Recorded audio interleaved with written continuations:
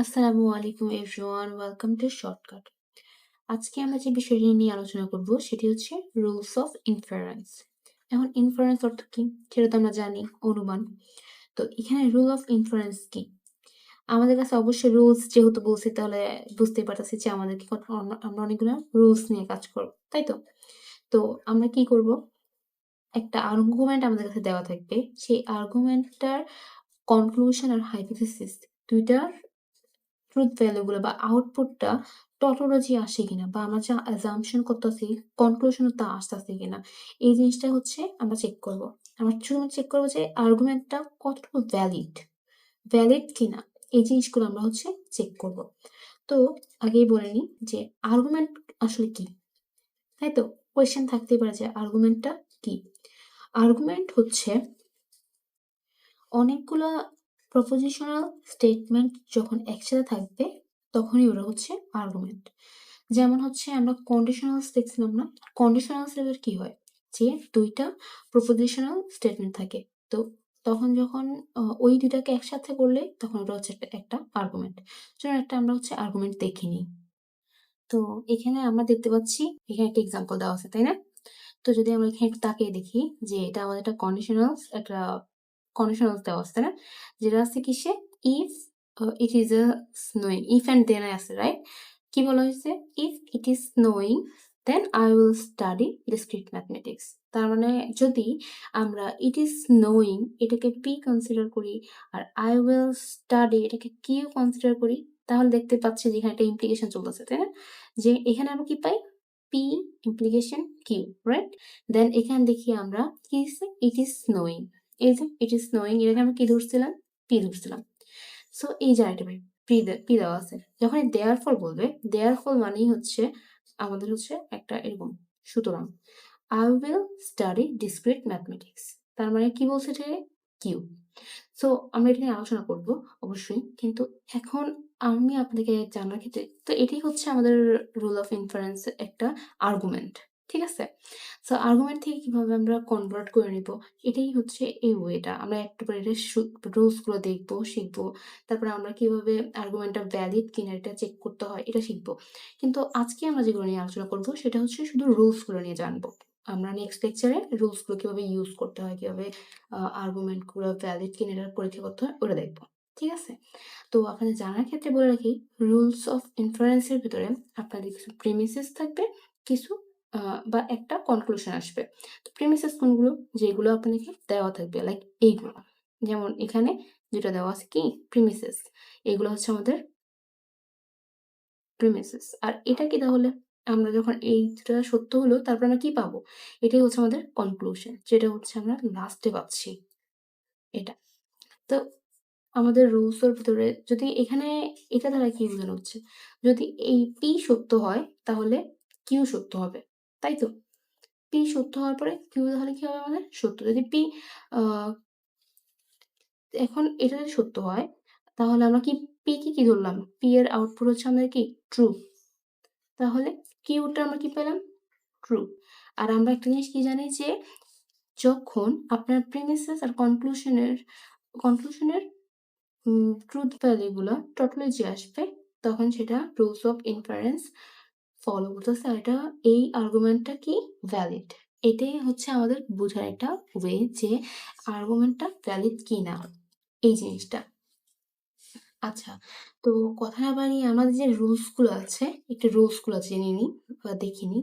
এখানে প্রায় অনেকগুলো রুলসই রয়েছে। তো আমরা এখন সেই রুলস গুলো নিয়ে আলোচনা করব। তো আমরা এখানে দেখতে পাচ্ছি যে এখানে কিছু আমাদের কাছে রুলস রয়েছে, তাই না? দেখুন এখানে একটি রুলস হচ্ছে মডেস মডেস পনেন্স। তো এখানে রুলসটা দেওয়া আছে কি? পি ইমপ্লিকেশন কিউ, তারপর থাকে কি আরেকটা প্রিমিসেস থাকে পি, আর এটার পরে কনক্লুশনটা কি আছে? কিউ। তো এটা টপোলজি কিভাবে আমরা চেক করব সেটা হচ্ছে পি ইমপ্লিকেশন কিউ। আমাদের প্রিমিসেস যেগুলো থাকবে প্রিমিসেস গুলোকে আমরা কি করবো? এন্ড দ্বারা যুক্ত করব। যে কন্ডিশনালস থাকে তো ইমপ্লিকেশনই থাকবে। তারপর এটাকে আমরা এন্ড দ্বারা যুক্ত করে আবার ওটাকে আমি কি করব? ইমপ্লিকেশন করব কার সাথে? কনক্লুশনের সাথে। ওকে?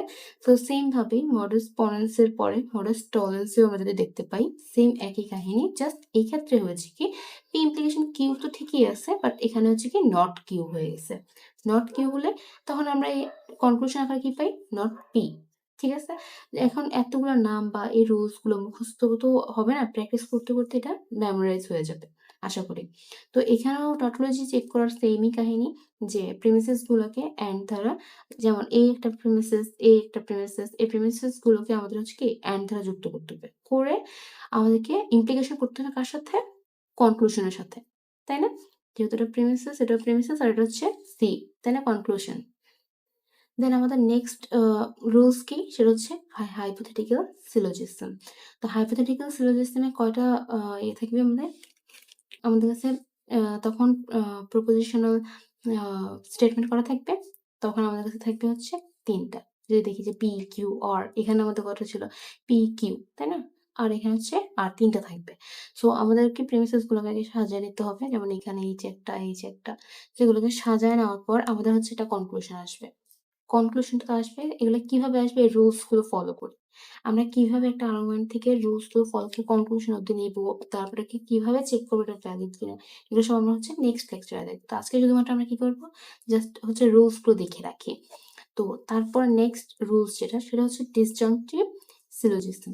এখন এগুলা দেখছি, যদি আমরা যদি এগুলোকে দেখতে চাই যে যদি পি ট্রু হয় তাহলে এটা ট্রু ট্রু হবে বা ফলস হবে, যেটাই এক কথা হবে। যদি এটা ফলস হয়, তারপর এটা ফলস, যদি ট্রু হয়, তো এই ক্ষেত্রে আমাদের এই প্রিমিসেস আর কনক্লুশনের সবগুলো ট্রুথ ভ্যালু আমাদের আসবে কি? টটোলজি। যখন এটা হবে তখনই হচ্ছে এটাকে আমরা কি বলবো? ভ্যালিড আর্গুমেন্ট বলবো। আচ্ছা, তো এটা হচ্ছে আমাদের ডিসজাংটিভ সিলোজিজম, যেটাতে হচ্ছে কি পি পি আর কিউটাকে কি দ্বারা অ্যাড করা হচ্ছে? ডিসজাংশন দ্বারা, তাই না? যেহেতু ডিসজাংটিভ সিলোজিজম, তাই এটার সাথে কি আরেকটা প্রিমিসেস কি? Not P. যখন এরকম একটা পাবো আমরা, তখন আমাদের কনক্লুশন কি আসবে? কিউ। আর এটার আমরা টটোলজিটা কিভাবে চেক করতে পারবো, আর টটোলজি কিভাবে পাবো, সেটা হচ্ছে এইভাবে। সেম ২ টা প্রিমিসেসকে আমরা কি করব? অ্যান্ড দ্বারা যুক্ত করে কনক্লুশনের সাথে কি করব? ইমপ্লিকেশন করে দিব। তো নেক্সট এর আরো ৪ টা রুলস আছে, ওইগুলো একটু দেখে নিই। সো আমাদের নেক্সট রুলসটা হচ্ছে কি? রুলসের নাম হচ্ছে এডিশন। এডিশনের ক্ষেত্রে কি হয়? যে একটা আমাদের কাছে একটা প্রিমিসেস থাকলো, তো ওইখান থেকে আমরা হচ্ছে কি লিখতে পারি? পি আ পি ডিসজাংশন কিউ এটা নিতে পারি, বা আমাদের কাছে হচ্ছে কি পি ডিসজাংশন কিউ আছে, সেখান থেকে হচ্ছে আমরা কি নিতে পারি? পি নিতে পারি। এখানে যেমন আমরা পি নিতে পারি কনক্লুশন হিসাবে, তেমনি কিউ আমরা কনক্লুশন হিসেবে নিতে পারি। ঠিক আছে? তারপরে সেম ভাবেই আমাদের হচ্ছে সিমপ্লিকেশন এর ক্ষেত্রে কি পি অ্যান্ড কিউ আছে। সেখান থেকে আমরা চাইলে কনক্লুশন হিসেবে পি নিতে পারি। চাইলে আমরা কিউ নিতে পারি। এডিশন আর সিমপ্লিকেশন এর আ মে এই লজিকটা কিছুটা কাছাকাছি। সো এই জিনিসটা আপনাদের মনে রাখতে সাহায্য করে। ইভেন যখন ভ্যালিড আপনার আর্গুমেন্ট চেক করতে যাবেন, কনক্লুশন ফাইন্ড করতে যাবেন, তখন আপনাদের এই ২ টা আ রুলস খুব বেশি কাজে আসবে আশা করি। ইভেন আসবে। এবার নেক্সট ডে আমরা যদি দেখি, আমাদের কাছে নেক্সট রুলসটা কি আছে? সেটা হচ্ছে কনজাংশন, তাই না? তো কনজাংশন এর ক্ষেত্রে কি হবে? ২ টা প্রিমিসেস দেওয়া থাকবে P অ্যান্ড Q। যেহেতু এটা কনজাংশন, সেটা এক থেকে কি দিয়ে? কনজাংশন দিয়ে। আর একটা কনক্লুশনটা কি আসে? P conjunction Q। তো এখানে যদি তাকাই, আমাদের কাছে P আর Q টাকে, যেহেতু ২ টা প্রিমিসেসকে আমরা কি দ্বারা এড করছি? AND দ্বারা। আর এটাকে আমরা ইন্টিগ্রেশন করছি কার সাথে? কনক্লুশন এর সাথে। তাহলে আমরা কি পাবো? টোটালজিটা পাবো। দেন নেক্সট হচ্ছে আমাদের কি? রেজোলিউশন। রেজোলিউশনের সেম, যে এটাকে পি আর কিউটাকে কি দ্বারা করছে? এখানেও আমরা ৩ টা দেখতে পাচ্ছি, যে ৩ টা আমাদের কাছে প্রপোজিশনাল স্টেটমেন্ট থাকবে, যেটাকে আমরা ডিভাইড করে নিব পি কিউ আর এ। আর তখন আমাদের যখন এরকম একটা প্রিমিসেস থাকবে, তখন আমরা কনক্লুশনটা কি পাবো? কিউ ডিসজাংশন আর, তাই না? তো এটা কিভাবে চেক করব? সেম একই ওয়েতে হচ্ছে আমরা টপোলজিটা চেক করতে পারি। তো এই হচ্ছে আমাদের রুলস গুলা। আশা করি আপনারা এগুলা খাতাতে টুকে নিয়েছেন, অথবা আ একটু ভিডিওটা পজ করে আপনি এগুলো লিখে নিতে পারেন। কারণ আপনাদের রেগুলার নেক্সট ভিডিওটা বা লেকচারটা বোঝার জন্য অনেক কাজে লাগবে। তখন এগুলা হাতের কাছে না থাকলে আপনারা হয়তোবা বুঝতে পারবেন না যে কখন কোনটা ইউজ হচ্ছে।